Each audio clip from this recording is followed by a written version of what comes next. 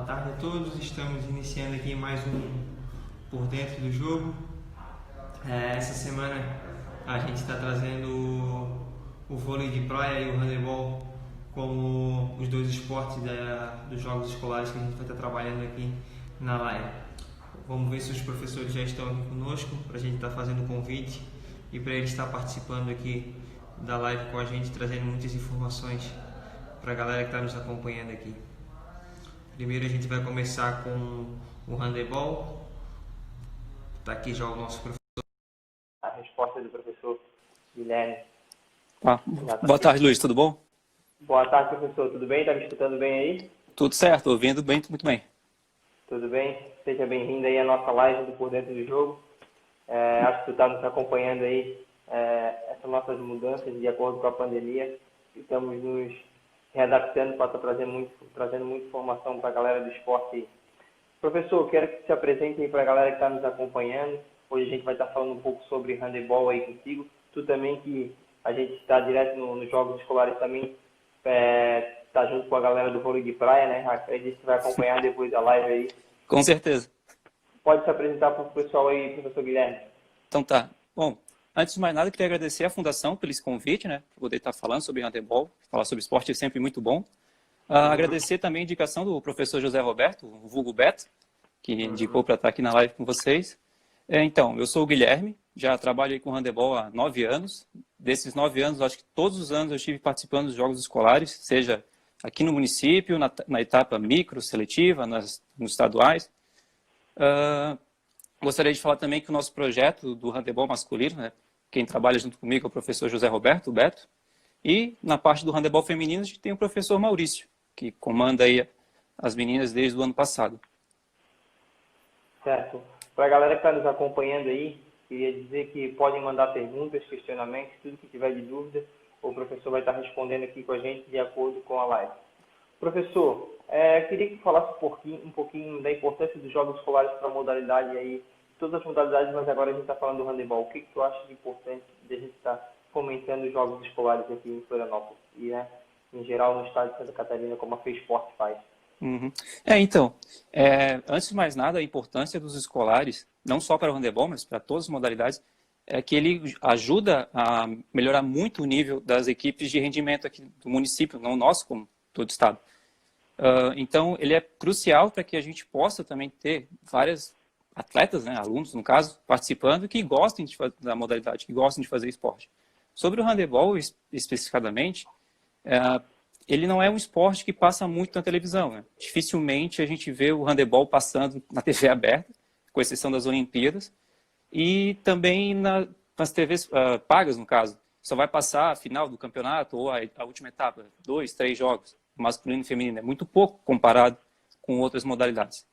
Então, os escolares, falando para o handebol, ele é crucial como porta de entrada para esses alunos, para que eles possam conhecer, para eles possam ver o que é o handebol. Porque às vezes o professor fala, pessoal, hoje a gente vai treinar handebol, a gente vai ver como é a modalidade. Só que a gente sabe que dentro da escola ele vai conhecer uma pequena parcela do que é o handebol, não vai ver um jogo.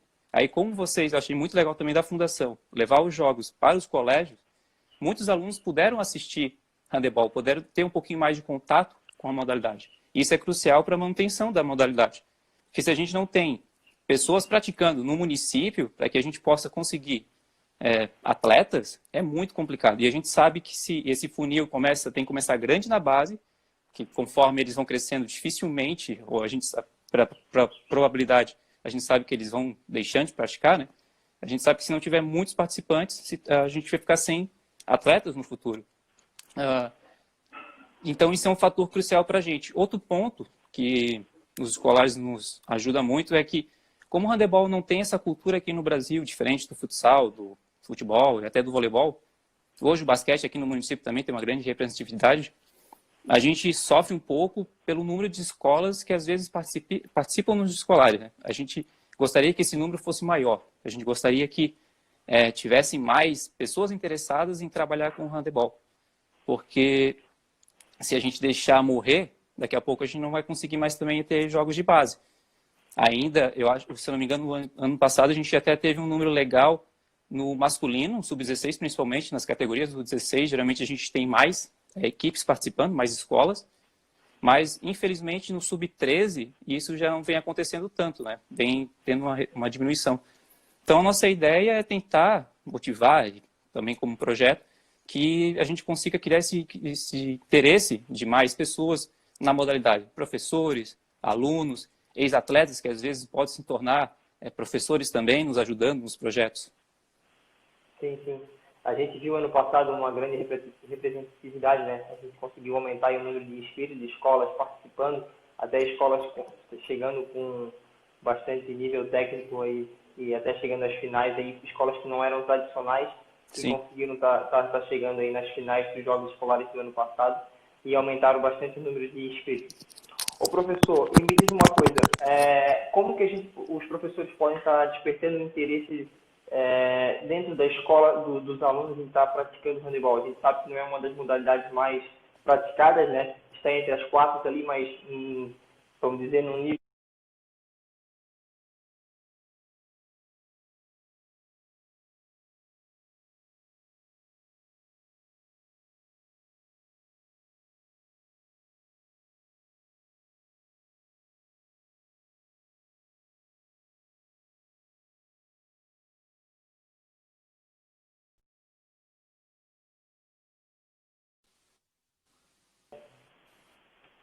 Opa, acho que deu uma pequena queda de conexão, estou ouvindo já.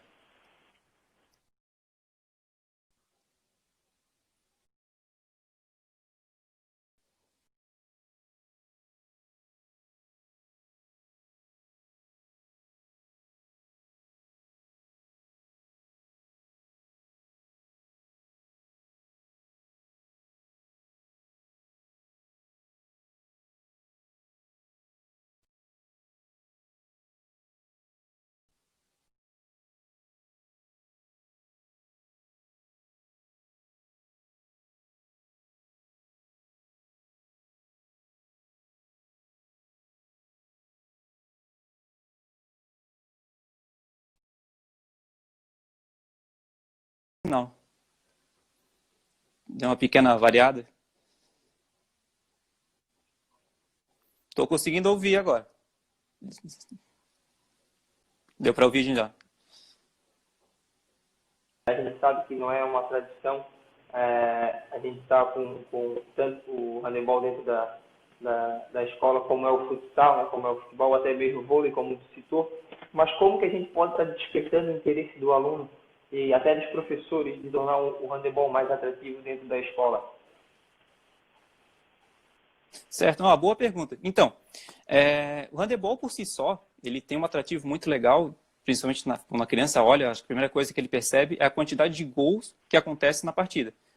Diferente do futsal e do futebol de campo, ele é um esporte que é extremamente rápido em questões de gol. Em 5 minutos, às vezes tem um placar de 5-5, 6-6. Não saiu um total de 10, 12 gols.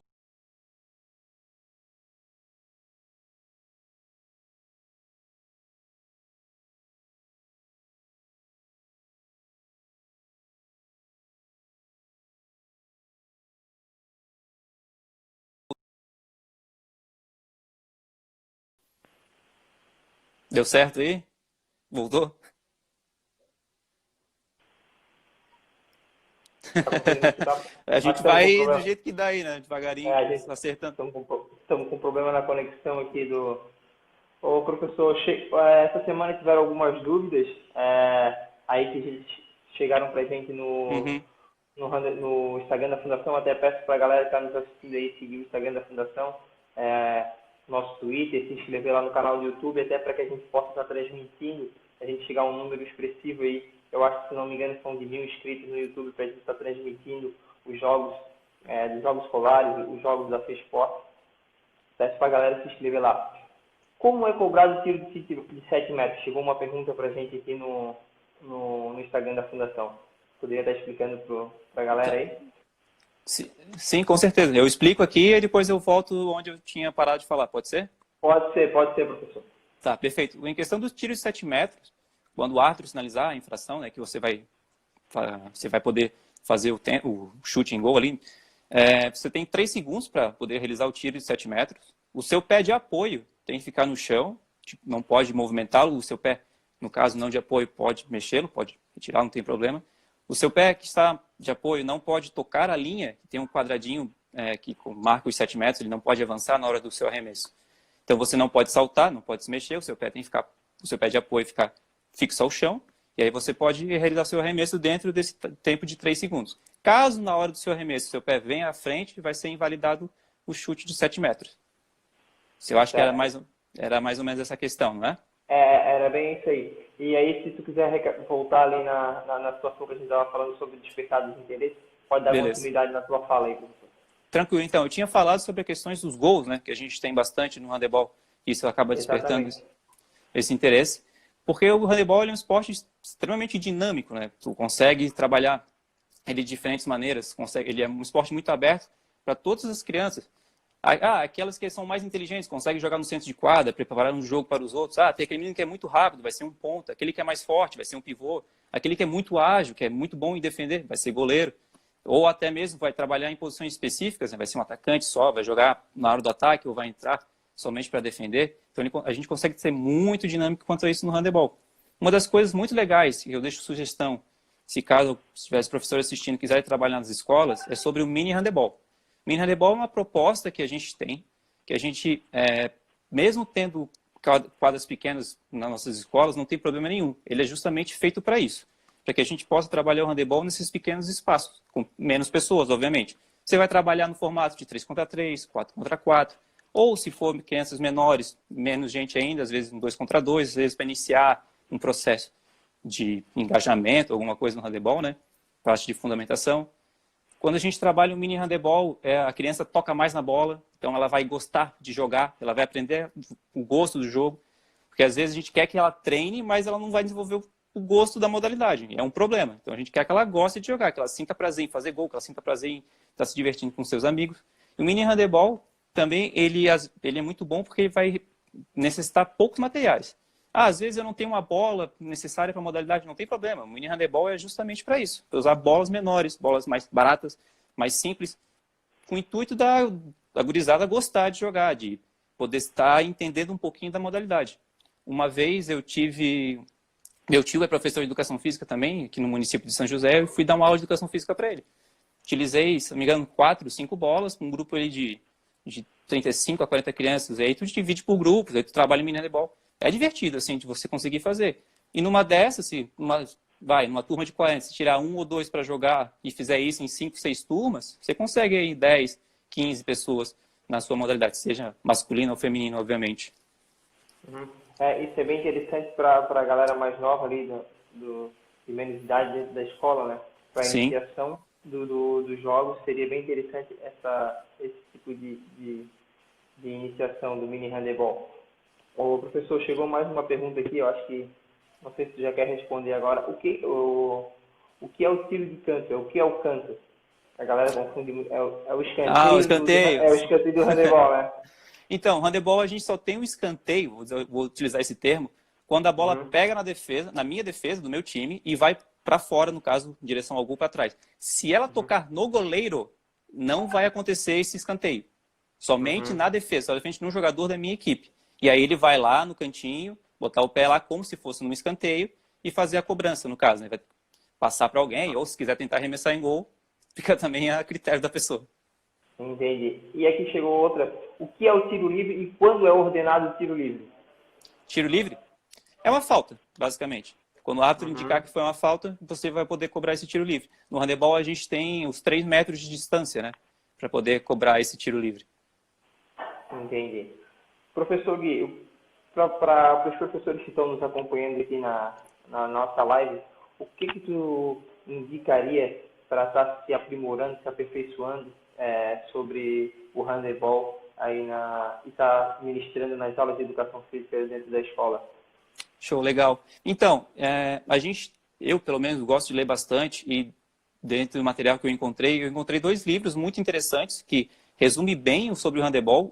Os 2 são 2 manuais. Um é o manual do mini handebol, que faz esse resumo de como trabalhar o mini handebol, da metodologia, de indicação para faixa etária, de material utilizado, de espaço dentro de quadro, mas para a iniciação. Quem tiver interesse em começar, não conhece muito bem sobre handebol, tivesse interesse de descobrir, esse manual do mini handebol é muito interessante. Vai ter vários autores, mas um autor que me chamou muita atenção é a Ana Flávia, que ela tem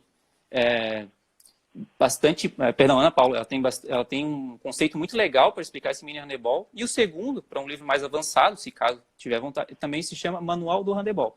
É de um autor, um argentino naturalizado brasileiro, ele é doutor e trabalha em Minas Gerais, na faculdade lá. E ele consegue, em cada capítulo, ele explica um pouco sobre o handebol, também fala de mini handebol, só que um pouco mais aprofundado, um pouco mais técnico. E aí, cada capítulo, ele traz convidados também que jogaram handebol, que estudaram sobre a modalidade, pessoas que têm um grau de conhecimento muito alto, e traz um pouquinho dessa experiência dentro dos livros, né? Então, é bem interessante, caso alguém tiver interesse, fica essas duas sugestões de livros aí. Interessante para a galera que está nos acompanhando aí, já vi alguns professores da rede municipal aqui, e quem tiver interesse, então, pode estar me chamando aí, conversando com o professor Guilherme. Sim, com certeza. E está solicitando aí. Professor, a gente que convive aí no dia a dia das quadras, o que teria aí, o que você separou para a gente de dúvidas mais frequentes, o que acontece mais de erro dentro das quadras aí nos jogos escolares?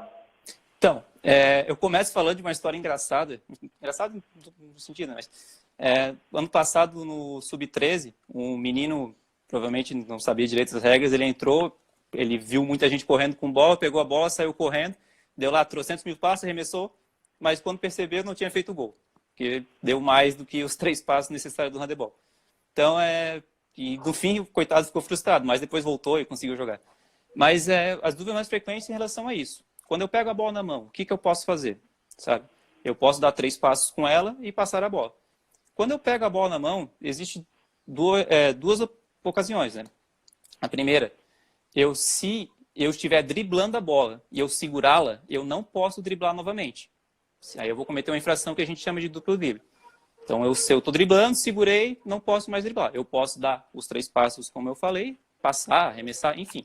Vou ter que trabalhar com a bola com o companheiro. Caso eu estou jogando com você, né, Luiz? Aí você passa a bola para mim, eu recebi essa bola. Eu posso dar os 3 passos, eu posso driblar, porque eu não fiz isso ainda, e depois eu posso dar mais 3 passos. Isso é possível também. O que acontece é que tem essa dúvida comum, quando que eu driblo, quando eu não driblo? Se você está driblando e segurou, acabou, não vai poder driblar de novo. Só quando recebe a bola de alguém. Acontece muito também do manejo de bola. Tem muita gente que vai para os escolares, às vezes a gente olha assim, o cara é grande, joga basquete, aí vai, dribla, aí faz aquele movimento assim, a gente chama de conduzir a bola. Não pode, tem que ser só a mão de baixo para cima, um drible certinho ali. Também é outra infração com o mesmo nome, né, de duplo drible, e aí a bola vai posse do adversário. Uma coisa, Luiz, que acontece bastante, que dá muita polêmica e muita discussão, quando as pessoas não entendem bem, são as faltas do handebol. Perguntaram ali sobre o tiro livre. A falta do handebol, primeira coisa, o handebol ele prioriza a vantagem de bola. Então, você vai receber inúmeros contatos físicos, mas enquanto seu time está com vantagem, não vai ser falta. Só que a partir do momento que o árbitro percebeu que você tomando contato físico, você não conseguiu mais jogar, aí vai ser falta. E dentro das faltas, a gente tem as faltas frontais, que a gente chama, né? Eu contra você e você consegue segurar e não deixar passar, vai ser uma falta. Que é uma falta comum. E acontece muitas vezes, o pessoal que treina handebol, vai para os escolares, vai lá e segura. E a pessoa que nunca jogou fica assustada, acha que, meu Deus, o que está acontecendo? E é uma falta comum do nosso jogo, né? Chegar e dar o contato, segurar e deixar a pessoa parada ali para não progredir. E a pessoa fica muito assustada. E às vezes a galera aí fica irritada, né? Acha que é agressão, é alguma coisa. Não, é na modalidade. Então a pessoa foi, segurou de frente, vai acontecer. Acontece, daí algumas coisas, por exemplo, eu estou jogando, aí a pessoa vai e me empurra pelo lado, me empurra por trás. Isso já não pode. Esse tipo de falta, a gente vai receber uma punição. Não que no contato frontal também não receba. Vai acontecer, mas vai depender muito da intensidade do contato físico. E aí, sobre as punições, também a gente tem um pouquinho de dúvida, né, que a galera acaba tendo.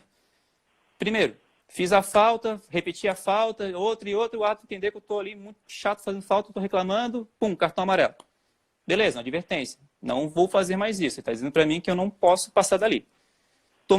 Continuei fazendo, tomei um segundo cartão amarelo. Nesse segundo cartão amarelo, vai me gerar 2 minutos para mim. Eu vou ter que ficar fora de quadra durante 2 minutos. Aí aconteceu um detalhe importante. No handebol, a nossa equipe só pode tomar no máximo, no caso, né, o terceiro cartão amarelo. A partir dele, todas as faltas todas as punições serão de 2 minutos. Então tem que tomar esse cuidado também. Então, por exemplo, eu tomei um amarelo, você, Luiz, tomou um amarelo, aí o Joãozinho tomou um terceiro amarelo. Só que o Joãozinho, por ter sido o terceiro amarelo, vai ter que ficar 2 minutos lá no banco, porque foi o terceiro cartão da equipe. Aí os 2 minutos não tem contagem para a equipe, só para o atleta. Então eu tomei um 2 minutos, tomei um segundo 2 minutos, fazendo falta, empurrando por trás, xingando a arbitragem, enfim. Fiz coisas deselegantes dentro da partida. Quando eu volto e se eu tomo um terceiro 2 minutos, aí é vermelho. É que a gente chama de vermelho por progressão, né? E aí eu estou excluso, minha equipe vai ficar 2 minutos sem um atleta, só que eu não vou poder voltar, vai poder entrar outra pessoa no meu lugar. No handebol acontece também que não tem necessidade de progressão de faltas. Eu posso tomar um vermelho no primeiro lance. Eu fui agredir o cara, pum, vermelho. Não tem muita conversa, não. Depende muito da interpretação da arbitragem. Claro que, quando começa, às vezes acontece muito na base, de juntar muitas pessoas no mesmo espaço, lutando pela bola, a arbitragem não tem como ver tudo. Então, a gente tem que tentar trabalhar essas crianças para entender que, assim, ó, vai acontecer o contato físico, você não pode ser desleal, você não pode querer machucar o seu adversário, você vai fazer um contato físico que a gente chama leal da modalidade, que é para intervir a ação dele no ataque, não para machucar ou tirar a pessoa da partida. Não sei se me fiz entender falando dessa forma. Acho que ficou bem explicado, sim. A tua fala ficou bem legal, porque a gente percebe que são essas as maiores dúvidas da galera aí nos jogos escolares, né? Sim. Principalmente essa questão de punição. A galera tem, às vezes, um equívoco na relação dos 2 minutos, ou do cartão amarelo e do cartão vermelho. Sim. Aqui, temos a participação aqui de alguns professores na live, né? A professora Mariana, lá do Brigadeiro, professor Ronaldo, lá do norte da ilha, professor Fabiano, ele colocou aqui, ó, deixa eu dar uma olhadinha. Ele falou coisa do livro. Isso, o Manual do Handebol, Dr. Juan Pablo Greco. Isso. É o autor do livro. Isso. Tem outro questionamento aqui, deixa eu ver, do André Luiz Marques. Precisa rever algumas regras para não ser tão violento. O que tu tem a falar sobre isso? Aí é uma questão que não... Assim, é difícil falar sobre a questão de rever regras. A gente pode fazer, sei lá, gincanas aqui dentro do município para tentar explicar um pouco mais na modalidade. Só que em questões das regras, não é a gente, por exemplo, federação que vai intervir ou a Confederação Brasileira de Handebol. Isso vem de fora, isso é internacional. Então, se eles não mexem na regra, não tem como a gente mexer. E outro problema, Ana Luiz, se a gente mexer demais na regra na fase municipal, a equipe que avançar para a fase regional, a fase seletiva, que for micro, vai utilizar as regras da modalidade. Então, vai encontrar um buraco, um abismo enorme de uma regra que a gente fez, digamos, adaptamos para o município, para que se tornasse melhor, né? Não vejo isso com tanto problema, mas como é um campeonato que classifica para uma próxima etapa, que daí a regra de fato vai mudar um pouquinho, aí fica complicado. Não vejo problema nenhum se a gente criasse gincanas, festivais de handebol, de mini handebol, e aí sim a gente adaptasse as regras, se a gente deixasse ele um pouco mais tranquilo, por assim dizer, né? Uhum. Não sei se consegui deixar bem claro aí, mas basicamente seria isso.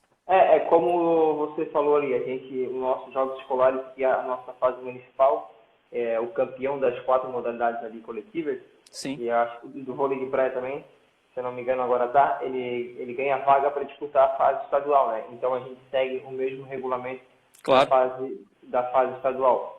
Então acho que a gente conseguiu explicar isso para o professor, que a gente tem um segmento para não ter uma brecha lá na frente em relacionado ao regulamento, né? Sim. Até falando do esporte, então o gerente de rendimento, Luciano, está aí na live com a gente. Professor Guilherme, chegou mais uma dúvida aqui para a gente.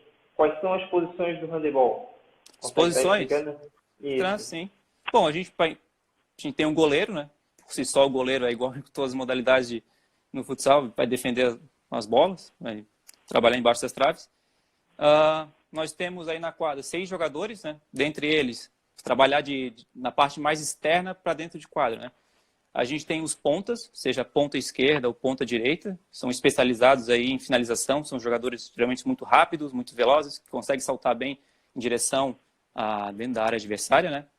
No centro de quadra, não dentro da defesa, mas para fora, atrás dela, a gente tem 3 posições que a gente chama de armação, né? Aí, da esquerda para a direita, armação esquerda, central ou armação direita. Existe outro nome que eles dão de meias, armadores, tanto faz a nomenclatura. Esses jogadores são responsáveis por construir o jogo, né?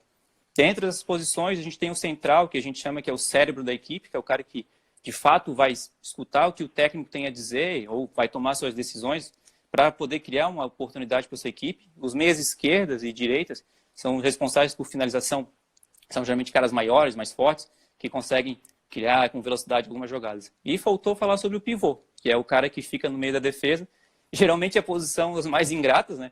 Mas muito importante, porque ele fica ali no meio da defesa, ele empurrado para um lado, empurrado para o outro, os caras mexem para tudo que é lugar. Só que um bom pivô bem posicionado, ele ganha jogo, ele estraga, ele acaba com a defesa adversária. Então a gente teria essas posições do handebol. Acho que conseguiu ficar bem explicado aí. Temos aqui também a nossa atleta do ciclismo, a Tamires, nos prestigiando aqui na live. E a galera da base do handebol está tudo conosco aí. A galera que tiver alguma dúvida sobre handebol pode estar nos questionando aí, fazendo as perguntas. Lembrando para todo mundo que está nos assistindo aí, a gente está no Twitter, é o @FMF Floripa. Estamos no YouTube. Peço para a galera se inscrever lá para a gente conseguir alcançar os 1.000 inscritos para a gente estar transmitindo os nossos jogos ao vivo. É a Fundação Municipal de Esporte. No Facebook, a nossa página lá também, que é a Fundação Municipal de Esporte. E o nosso site, que é o floripaesporte.fc.gov.br. Lá tem tudo sobre esporte dentro do estado aí, tudo que a gente está fazendo nessa pandemia. E até falando aqui sobre as nossas lives, a gente está fazendo toda segunda-feira às 8 horas o Esporte de Ouro, né? A gente está trazendo ícones aí do esporte da cidade, aquele que esteja acompanhando. A gente teve o Douglas Cruz, nosso karateca aí, na segunda-feira.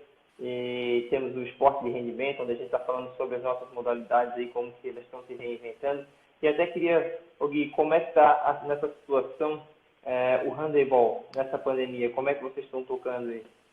Cara, então, a gente tem treinado muito via Zoom, né, via online, passando os treinos para a galera.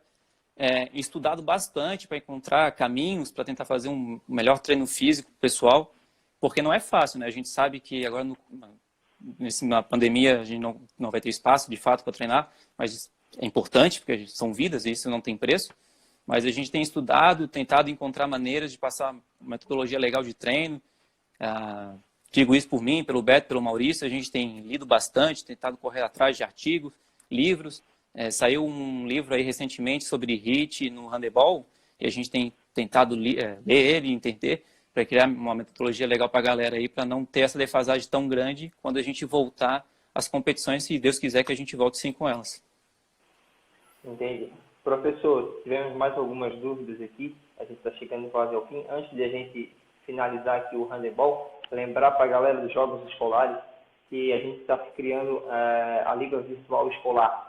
É uma liga, tudo feito pela internet, no Instagram da Fundação. Só seguir lá a gente, lá tem tudo explicando direitinho. E outra, kits esportivos e a escola municipal melhor colocada vai estar ganhando um uniforme novinho, que vai ser tudo pago pela Fundação Municipal de Esporte e através da prefeitura. Legal. Chegou uma dúvida aqui do professor Ronaldo Figueiredo, que está sempre com a gente aí nos jogos escolares. Uhum. Existe punição na penalidade ao acertar uma bolada no rosto do goleiro? Depende. Então, isso é uma coisa que o árbitro vai ter que ler e ver e interpretar. Se ele arremessou, não foi com a intenção de machucar o goleiro, se ele arremessou, pivô, estava perto do goleiro, está caindo, tem um monte de gente segurando ele está quase no chão e lá arremessa. Ele não viu onde arremessou, ele não teve a intenção de acertar a cabeça do goleiro. Obviamente que se ele fez isso uma vez, o jogo vai parar, o árbitro vai lá olhar o goleiro, ver se está tudo bem. Se caso aconteça uma segunda vez, e aí o árbitro já vai ficar mais de olho, opa, aí ele vai dar uma olhada com outros olhos, né? Tipo, se o cara fez isso uma vez, fez a segunda, não é possível que tenha feito isso assim, sem querer. Então, depende muito da intenção do cara que está arremessando essa bola, né? Às vezes fica nítido que ele tinha espaço e pum, na cabeça do goleiro. Certo. O professor André Luiz aqui está perguntando se ainda pode escrever. Pode escrever sim, as inscrições do Liga Virtual vai até o dia 17. É só mandar um e-mail lá para o fmesporte@gmail.com ou tá entrando em contato ali no Instagram, pode ser da Fundação, ou tá mandando uma mensagem para a gente aí que a gente responde, tira todas as dúvidas. Professor Gui, a gente está finalizando aqui. Eu queria que tenha até uma pergunta aqui, eu acho que tu vai responder para Marli Miller sobre núcleos de formação no norte da ilha. Eu queria que no final aqui da tua fala, pudesse estar falando sobre os núcleos aí que a gente tem, toda Florianópolis, onde tem, quem procurar, a galera que tem interesse e está estudando mais, querendo mais sobre o handebol, ficar sabendo mais, quem procurar e onde estão localizados esses núcleos aí. Então, perfeito. Falando sobre os núcleos, eu e o Beto, a gente trabalha no núcleo com uma parceria com o Colégio Catarinense à noite, né, com as equipes de rendimento do Sub-16 e o Sub-18, que é o LESC e Joguinhos. Os jogos abertos, o pessoal do JASC, acontece os treinos no Capoeirão, geralmente. O feminino treina na FUCAS, tá? Com o professor Maurício. Então, hoje, o nosso grupo que trabalha com handebol somos nós três, eu, o Beto e o Maurício. A gente tem um planejamento, a gente queria já botar em prática esse ano, mas devido à pandemia não conseguimos, de ampliar nossas escolinhas, né? De conseguir fazer um polo no norte da ilha, um no sul da ilha, porque hoje o nosso handebol está muito na região do centro aqui de Florianópolis, centro estreito. A gente também tem um colégio ali, Nossa Senhora de Fátima, o Bom Jesus, que nos ajuda bastante, até o Instituto, né, com alguns atletas, mas a gente não consegue acessar o norte e o sul da ilha. A gente tem alguns atletas que conseguem vir, a gente sabe que a ilha é grande, deslocamento de ônibus não é fácil, sai oneroso para muitos deles. Então, a nossa intenção, eu acho que a nossa maior missão como projeto nesse ano e no próximo ano, dependendo, claro, da pandemia, é abrir esses novos núcleos, né? Tanto no norte quanto no sul da ilha, para a gente poder difundir melhor a modalidade. Hoje a gente não tem, então a gente tem que correr muito atrás disso. Exatamente, então acho que ficou bem explicado aí para a galera que estava nos acompanhando até agora sobre o handebol. Lembrando, para ficar aqui, que a gente vai ter uma conversa agora com o professor Rodrigo sobre o vôlei de praia. Queria te agradecer pela sua participação aí. Lembrando, todo mundo que nos assiste, se quiser tirar mais alguma dúvida sobre handebol, alguma coisa que ficou aí, algum questionamento que não foi respondido aqui na live, pode estar mandando mensagem para a gente. Lembrando que essa live ela fica salva aqui no Instagram da Fundação e também ela vai lá para o nosso site. Muito obrigado, Gui. Eu que agradeço. Participação aí. Valeu. Espero que fique aí com a gente agora no vôlei de praia. Vou assistir com certeza. Valeu, brigadão pela atenção, valeu pelo espaço. Valeu, querido. A gente que agradece aí. Vou estar chamando agora o professor Rodrigo agora para a gente estar falando um pouquinho sobre voleibol de praia. Vamos ver se ele já está aqui com a gente. Está aqui já o nosso professor Rodrigo. Vou estar chamando ele aqui agora.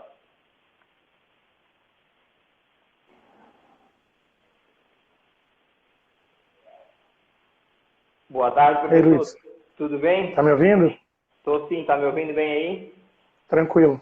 Conseguiu acompanhar a live nossa aí do handebol agora? Assisti toda a live com o Gui aí. Show de bola. Para a galera que está nos assistindo aí, esse é o nosso professor Rodrigo, técnico do vôlei de praia de Floripa aí, que nos representa nos nossos jogos, representa a Floripa pelo estado aí. Professor, queria que você apresentasse para a galera que está nos acompanhando aí.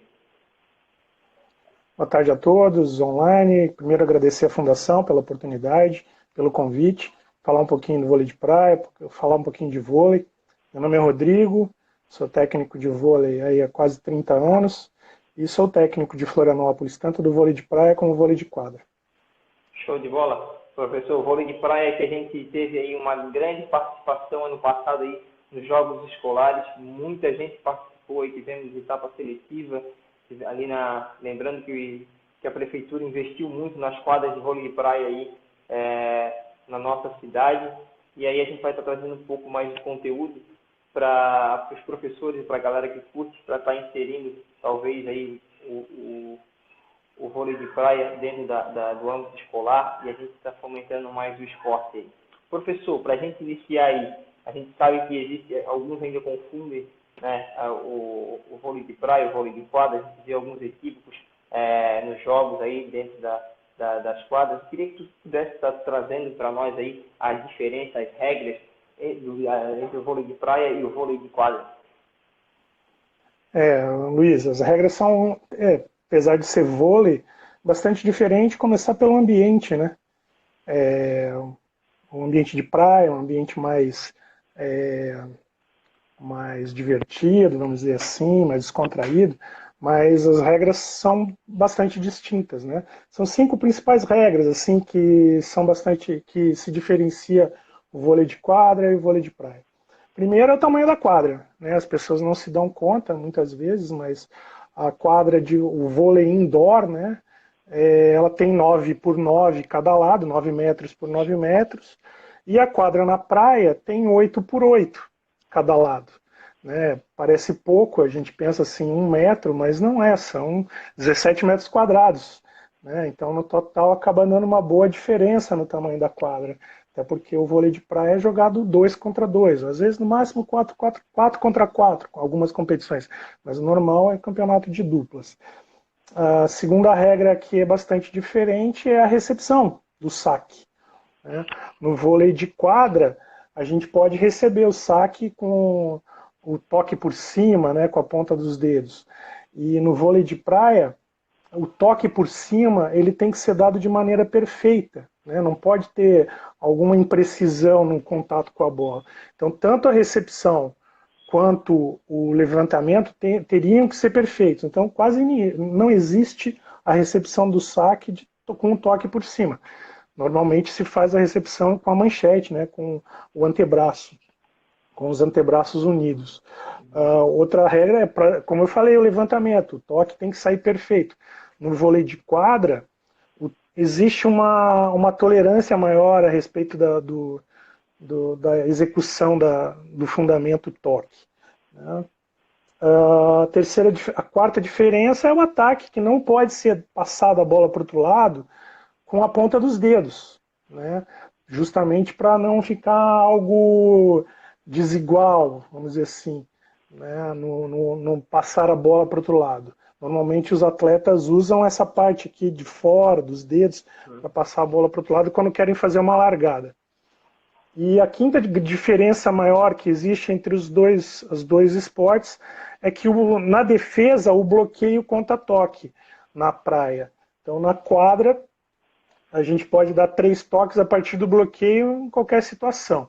Na praia não, quando eu estou me defendendo do ataque do adversário e a bola toca no meu bloqueio, conta o primeiro toque. Então a partir dali a dupla só pode dar mais 2 toques na bola. Para quê? Por que essas diferenças acontecem? Né? Principalmente a regra do toque, vamos dizer assim. É que o voleibol ele foi mudando a regra para que o tempo de bola em jogo aumentasse. Né? Então, como na quadra a preocupação era grande com a duração do rally, na praia é a mesma coisa.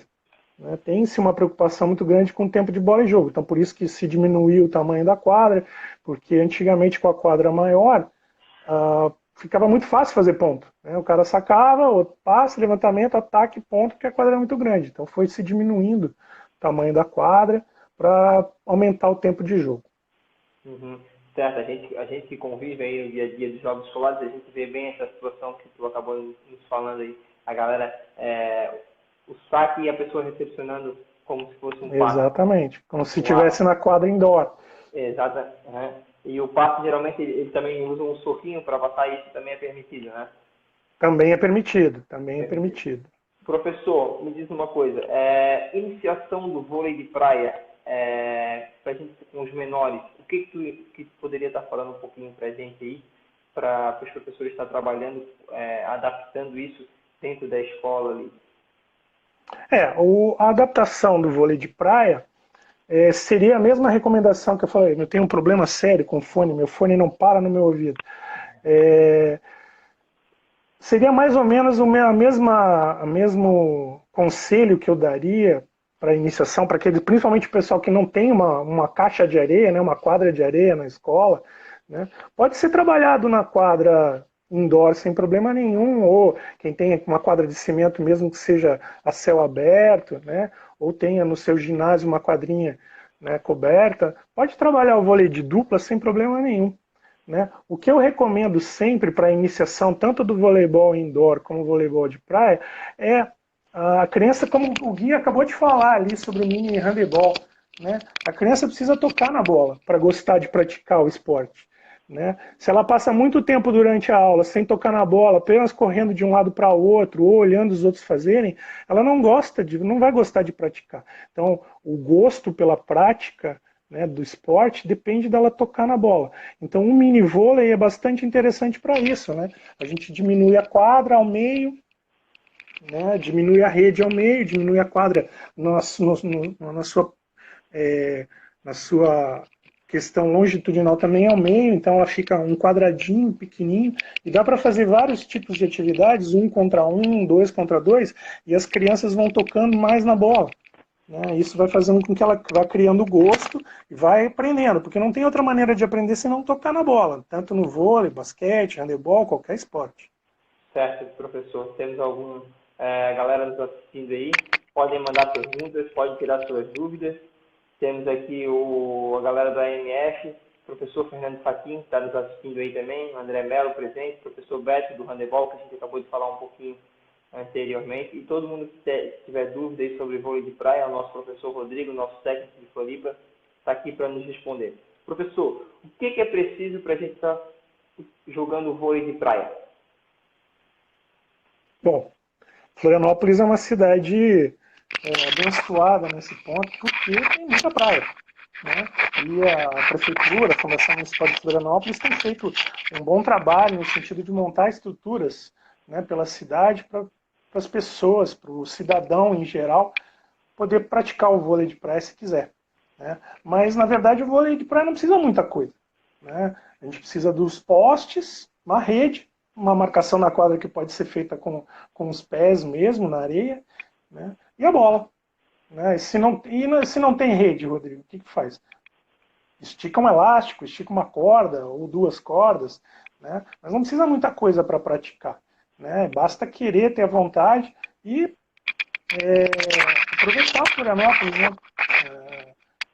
Aproveitar que Florianópolis está proporcionando isso para a população, né, de criar a estrutura de várias praças, inclusive fora da beira da praia, né, tem até ali na prainha ali, né, uma praça esportiva que foi construída ali, que foi montada uma caixinha de areia. Então, tem bastante ambiente. Sobre esporte de praia, a gente vê a prefeitura trabalhando muito forte em cima disso, a gente vê que toda a cidade estão sendo construídas essas arenas de praia aí, e para a galera que curte vôlei de praia, né, tem em toda a cidade espalhada aí essas arenas que foram feitas pela prefeitura de Florianópolis. Professor, uma coisa, a gente está nessa adaptação aí de pandemia, o que poderia trazer aí para a galera que está em casa, está se adaptando sobre o vôlei de praia desde essa pandemia, e como que estão sendo os treinos de vocês aí da equipe de Floripa? Luiz, por enquanto os treinos estão sendo em casa, né? A gente precisa manter, por enquanto, o distanciamento, né? E a gente tem passado os treinos para os atletas em casa, principalmente a nossa preocupação com a preparação física, né, para que eles não percam muito.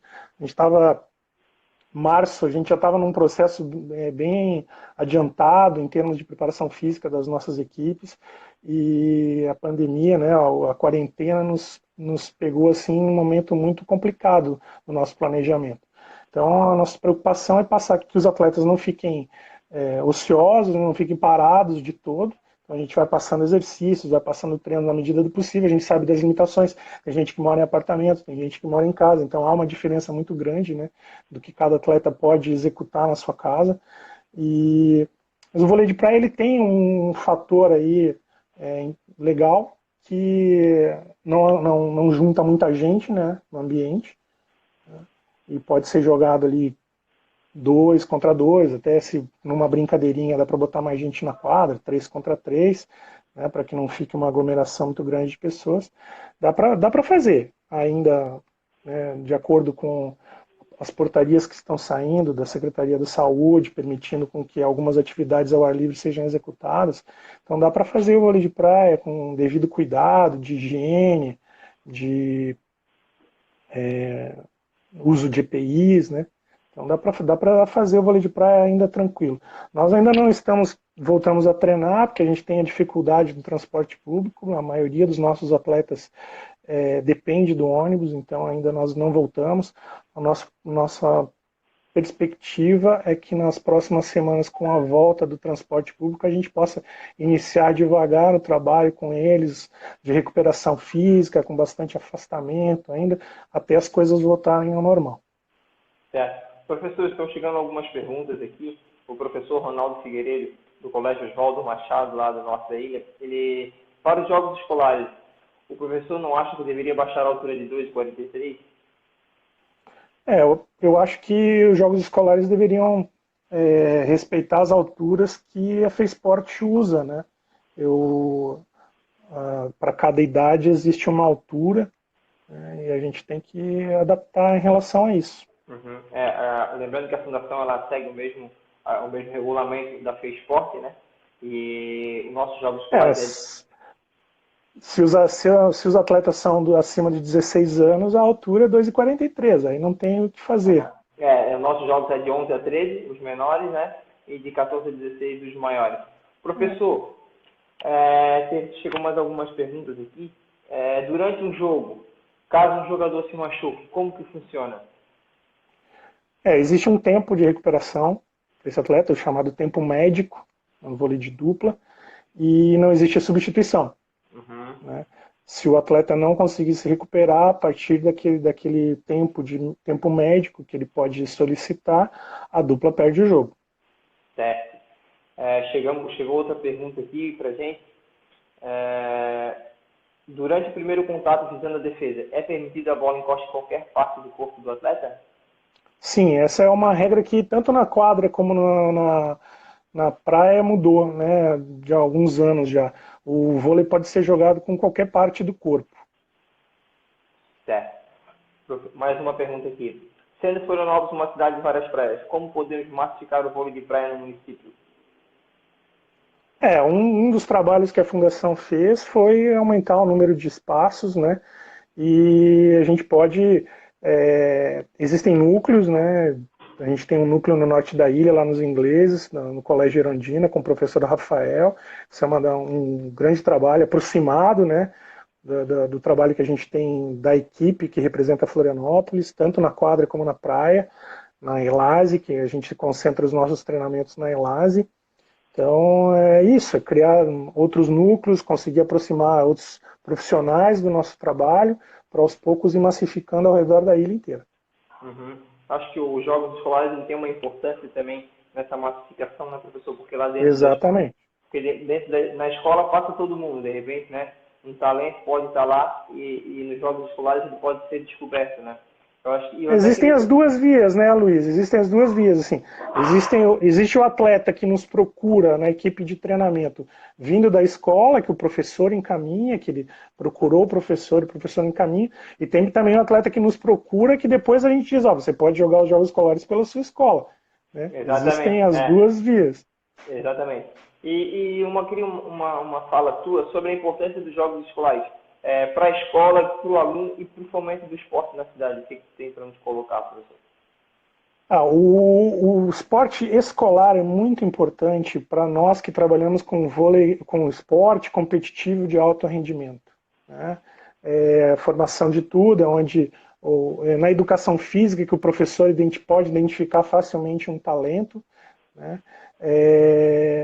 E a mesma via também pode ser usada para a divulgação da escola, do trabalho que é feito na escola. Então, quando uma escola se destaca, né, no âmbito de competições escolares, ela também atrai, né, mais alunos, tanto nas escolas, mesmo nas escolas públicas, né, acaba atraindo uma boa visibilidade dos profissionais que trabalham, da própria escola.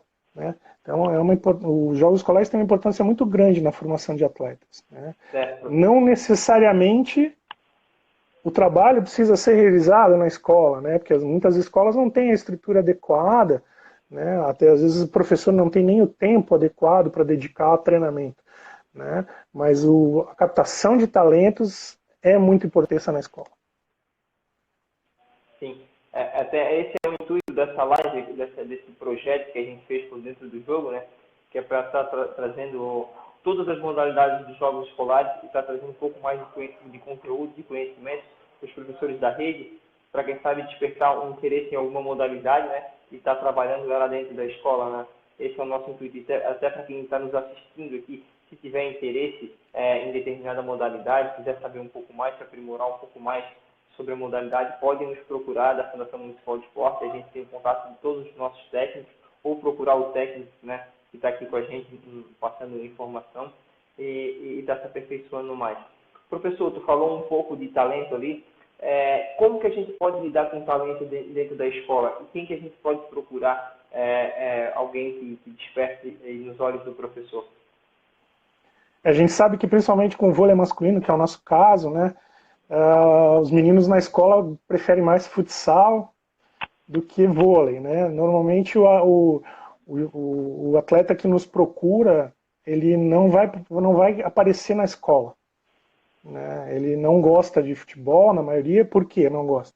Porque o vôlei é um esporte hoje que o biotipo é muito importante, né, para o alto rendimento, né? Não para a prática recreativa. A prática recreativa qualquer pessoa pode realizar, não tem problema nenhum. Mas o vôlei de alto rendimento, o atleta precisa ser alto, né? Então, e esse talento, às vezes, não chega para nós. Então, o professor da escola precisa estar atento, se ele quiser ajudar nesse sentido da captação de talentos para o voleibol. Primeiro, a criança mais alta, ela vai ter mais dificuldade motora naquela idade, né, na infância, porque ela cresceu muito rápido, está crescendo mais rápido que os outros.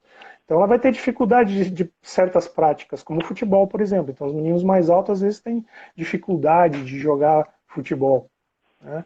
E o professor pode ficar atento nesse ponto, né, de identificar, de repente, um basquete, um vôlei, um esporte que vai te ajudar nesse ponto, né? E além disso, a criança não precisa ser alta naquele momento. Ou a menina ou o menino podem crescer depois. Então a habilidade é importante. Por isso que é importante os professores na escola ofertarem vários tipos de exercício, várias modalidades, para que consiga identificar o talento do aluno e encaminhá-lo. No nosso caso específico, encaminha para a ELASE, né? No caso do norte da ilha, que às vezes é complicado, pode procurar o professor Rafael lá no Erundina, que depois, com o tempo, o Rafael ele acaba encaminhando os atletas que se destacam, que têm mais condições de fazer parte da nossa equipe, lá para a ELASE. Então a gente até ia falar agora sobre os núcleos, né? O que tem um pouquinho para falar dos núcleos aí para a galera, onde eles estão localizados, como que vocês trabalham aí? Esse projeto, o nosso projeto na ELASE é relativamente novo, né, Luiz? Ele tem aí 3, 4 anos de efetividade aí no projeto. Então a gente está criando essa aproximação aos poucos com os professores ao redor da ilha, né? Precisa haver uma certa convergência de ideias também, né? Mas e a gente gosta de aproximar os profissionais da gente para eles também ajudá-los na sua formação e nesse ponto de observar talento e até mesmo, como eu falei ali, alguns atalhos durante a aula, né, para facilitar que as crianças gostem de vôlei. Foi o que a gente fez com o pessoal do norte da ilha, por exemplo. A gente aproximou, né, o professor Rafael da gente. Hoje ele trabalha na ELASE com a gente, né? Então esse é um caminho, e a gente está procurando, está tendo contato já com outros professores em outras localidades da ilha para criar esses novos núcleos de vôlei pela cidade. Show de bola. Aí tem os professores que estiverem nos assistindo aí, se tiver alguma dúvida, podem procurar o professor Rodrigo, ali ou o pessoal da ELASE, e eles vão passar mais informações.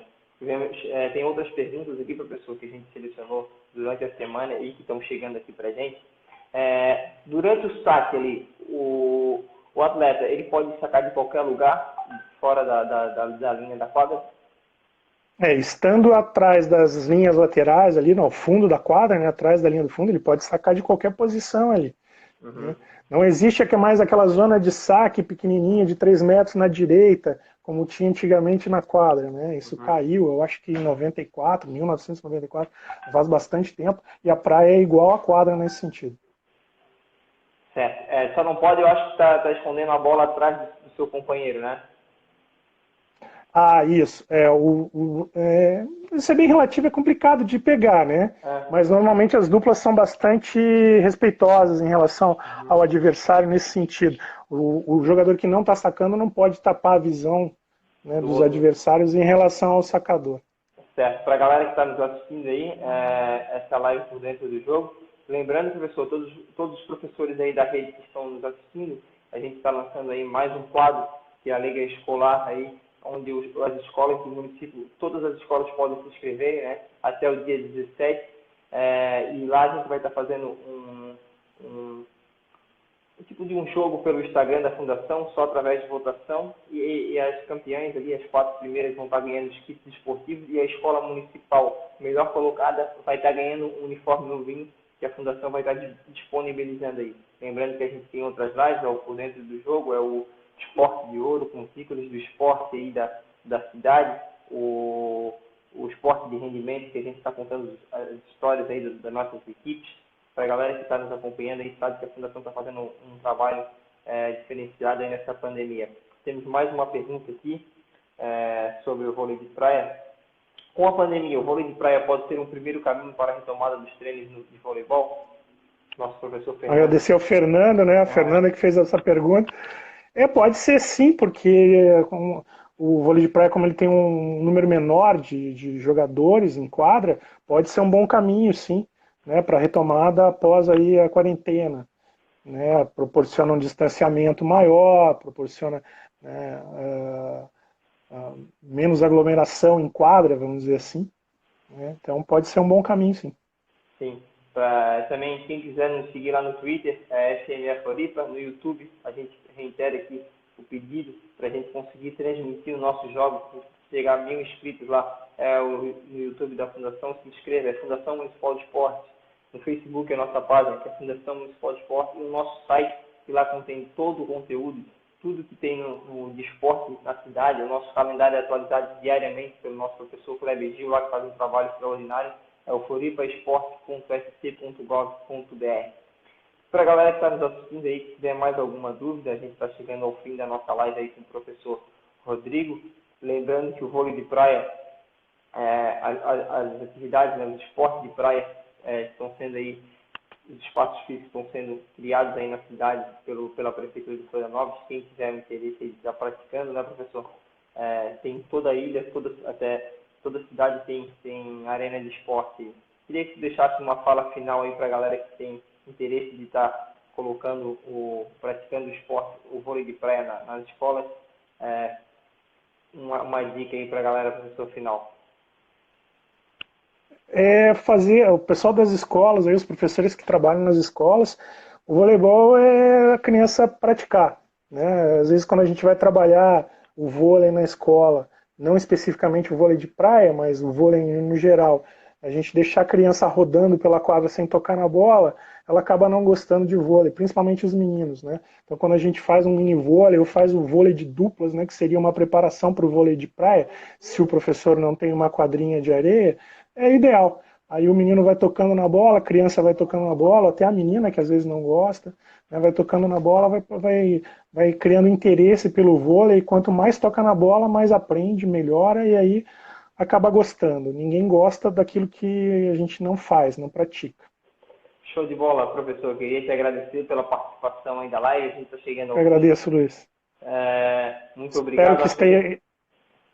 Espero que estejamos juntos muito em breve em alguma competição. Com certeza, rezar para essa pandemia passar, né? E acho que a gente conseguiu deixar um pouco de conteúdo, um pouco de conhecimento aí da tua fala, para a galera que tem interesse em trabalhar a modalidade. Quem não nos assistiu aí, se estiver na live, pode nos procurar da Fundação. A gente tem um contato de todos os professores, todos os treinadores da equipe de Floripa. E a gente pode estar repassando aí para a galera que queira mais um pouco de conhecimento para estar introduzindo as modalidades dentro do âmbito escolar. Professor, te agradeço pela participação aí, obrigado pela fala, e para a galera que está nos assistindo aí, nos sigam nas redes sociais, que tem muito conteúdo sobre esporte. Tchau, tchau, um abraço. Obrigado, Valeu, abraço. professor. Valeu, tchau, tchau.